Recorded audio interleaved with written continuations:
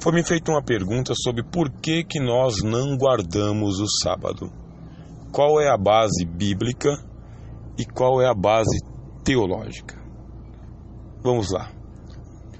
O Senhor Jesus, ele sofreu muita perseguição por causa do sábado. Muita perseguição. Afinal de contas, os judeus elencaram o sábado como um mandamento acima de todos os outros.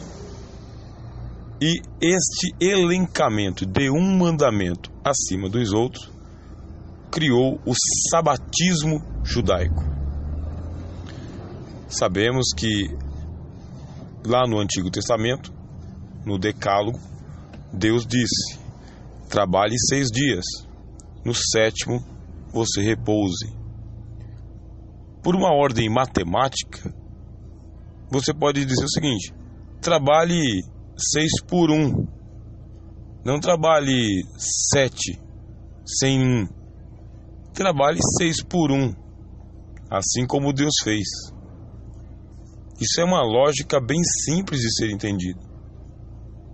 Agora, se institucionalizou o Shabá, o sábado, e por essa institucionalização, pessoas inocentes são condenados. O Senhor Jesus, por exemplo, não tinha um dia fixo para o seu Shabá. O Shabá de Cristo, o sábado de Cristo, não era um sábado institucionalizado. Era um 6 por 1. Ele trabalhava e no 7º dia, 1 por semana, descansava. E o Shabá de Cristo nem sempre coincidia com o Shabá institucionalizado dos judeus. Tanto é que Jesus estava passando entre as searas e os seus discípulos foram colher milho, porque estavam a trabalho.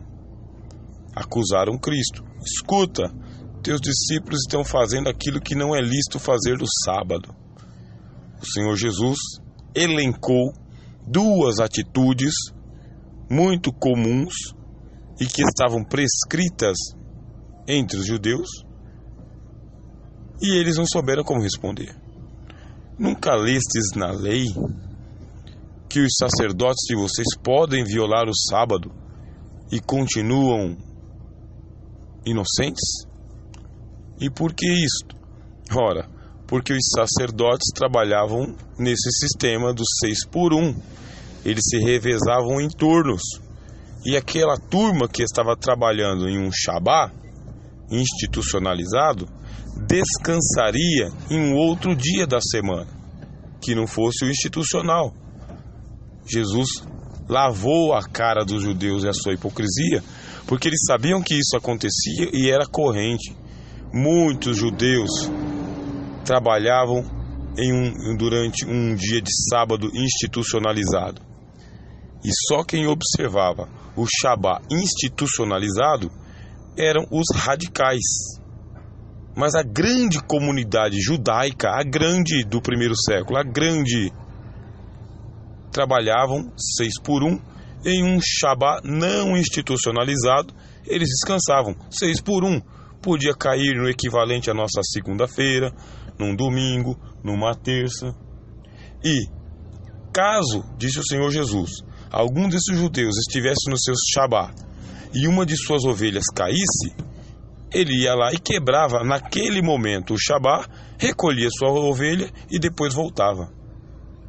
Aliás, a institucionalização da vida cristã, da vida espiritual, é uma miséria para o Evangelho. Não propriamente para o Evangelho, mas para o evangélico. Não podemos institucionalizar as coisas espirituais com CNPJ, dia fixo, liturgia inquebrável. Essa institucionalização, ela engessa o espírito. E se engessa, concreta. E se concreta, empedra. E se empedra, fica inflexível. E se está inflexível, não é humano. Deus não deu um Shabá institucionalizado. Ele deu um 6 por 1. Trabalhou 6, filho. Descansa 1. sabe que essa é uma das modalidades do fascismo.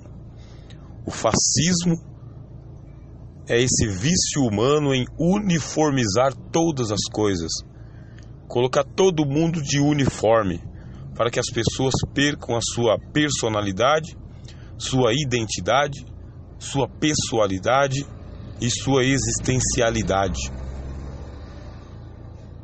O fascismo é uma tragédia na história humana, e é uma tragédia na religião, e é uma tragédia no cristianismo. Uniformizar tudo, deixar todo mundo com a mesma cara, todo mundo com o mesmo nome, todo mundo com o mesmo trejeito, todo mundo com o mesmo gosto e o mesmo desgosto. Por que institucionalizar um sábado como norma de salvação? É por falta de criatividade e liberdade cristã. Nós somos chamados justamente para isso. A Bíblia diz: para a liberdade, não para a escravidão. Você que é sabatista sabe disso agora. Você precisa trabalhar 6 por 1. E o teu sábado não precisa ser um sábado calendarial, do calendário ocidental.